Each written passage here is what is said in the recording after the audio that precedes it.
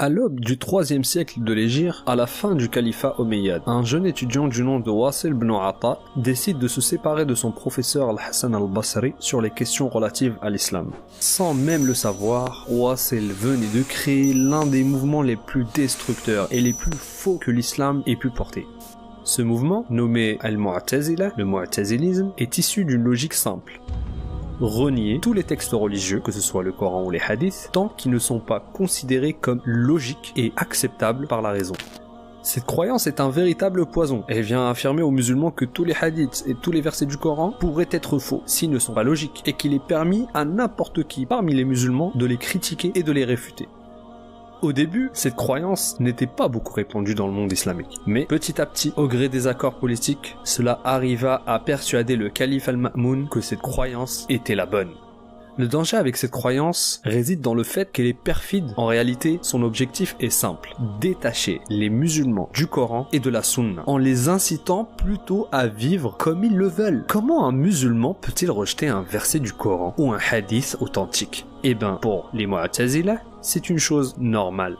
Al-Ma'moun et ses sbires décidèrent alors d'imposer cette croyance à tous les musulmans. Et cette époque, on l'appelle Al-Mihna, une période de trouble, durant laquelle de nombreux savants musulmans furent persécutés et torturés, dont le célèbre imam Ahmad ibn Hanbal. L'imam Ahmad patienta sur cette épreuve et fut emprisonné, torturé. Son épreuve est racontée dans une vidéo que nous vous mettons en description si vous souhaitez en connaître davantage. L'imam Ahmad patienta jusqu'à ce que le calife de l'époque mourût et qu'il fut remplacé par Al-Mutawakkil, qui revint sur la croyance des gens de la Sunna.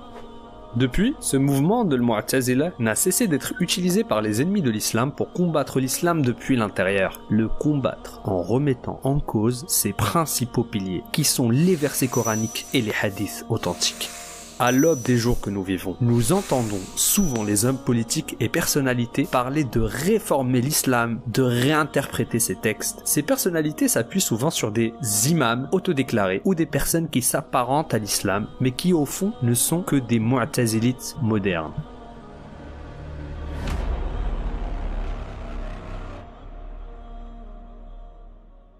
De l'autre côté, en France, les religions n'ont jamais été les bienvenues comme nous allons le voir.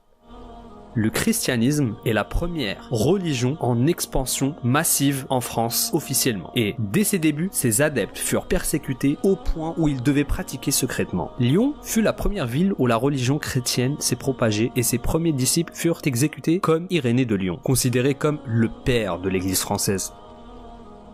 Les chrétiens devaient alors prier en clandestinité et loin de tout regard, sous peine de persécution. Quelques siècles plus tard, c'est au tour de la foi calviniste et des protestants d'émerger en France et de subir le même sort, comme le démontre le massacre de la Saint-Barthélemy. Le 24 août 1572, des hordes d'hystériques sortent de leur foyer pour en découdre et mettre à mort le plus de protestants possible. En l'espace de quelques jours, près de 30 000 victimes paieront le prix fort d'avoir embrassé cette nouvelle religion. Le judaïsme lui aussi n'a pas été épargné, et ceci sur plusieurs siècles. Les juifs ont incessamment fait l'objet de persécutions lors d'inquisitions organisées par l'État. Dès qu'une famine, disette, maladie ou malheur pointait le bout de son nez, on prenait les juifs par centaines, puis on les brûlait au milieu des places publiques. Les juifs, persécutés sans fin, se réfugièrent au Maghreb par centaines, pour former des communautés locales que l'on appelle jusqu'à ce jour les séfarades, ou les juifs du Maghreb.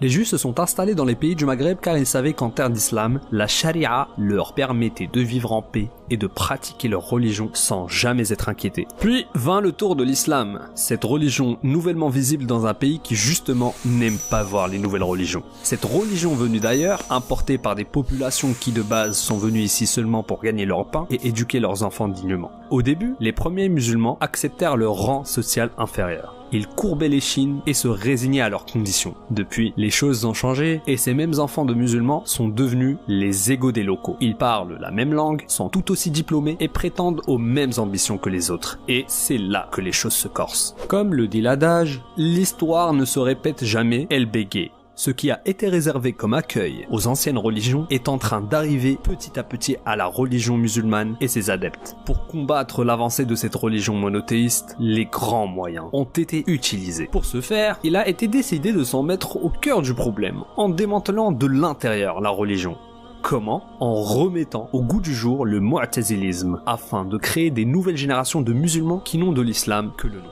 C'est pour ceci que l'on voit souvent les médias s'en prendre aux signes ostentatoires ou parler de thématiques de réforme de l'islam ou de nouvelles interprétations du Coran. Une façon assez perfide de s'en prendre à une religion plus que millénaire. La France, de par ses principes libertaires et humanistes, ne peut empêcher à ses concitoyens de pratiquer leur religion comme bon leur semble. L'idée est donc non pas de les interdire à pratiquer l'islam, mais plutôt de leur interdire comment le faire, et c'est comme ceci qu'est né l'islam de France, ou l'islam des Lumières selon les dernières appellations en vogue. L'islam de France n'est ni plus ni moins que le mu'tazilisme dont nous avons parlé en début de cette vidéo. Cet islam dans lequel on ne prend pas en référence le Coran et la tradition prophétique, mais ce que l'on veut, c'est la porte à la destruction de la religion et le signe de l'extinction de l'islam en France. Maintenant, une question se pose.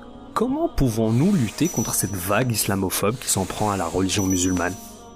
Comment préserver notre foi, nos pratiques et nos cultes dans tout ce contexte anxiogène?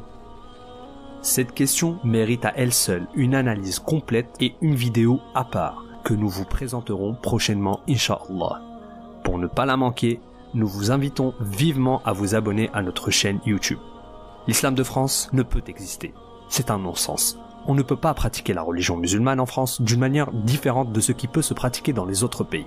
Nous finirons par citer une célèbre phrase d'Ibn Kathir qui disait que s'en prendre à l'islam revient à souffler sur le soleil pour tenter de l'éteindre. C'est une entreprise vaine et sans réussite. Comment peut-on détruire une foi qui traverse les cœurs au travers des siècles et qui ne s'est jamais éteinte ?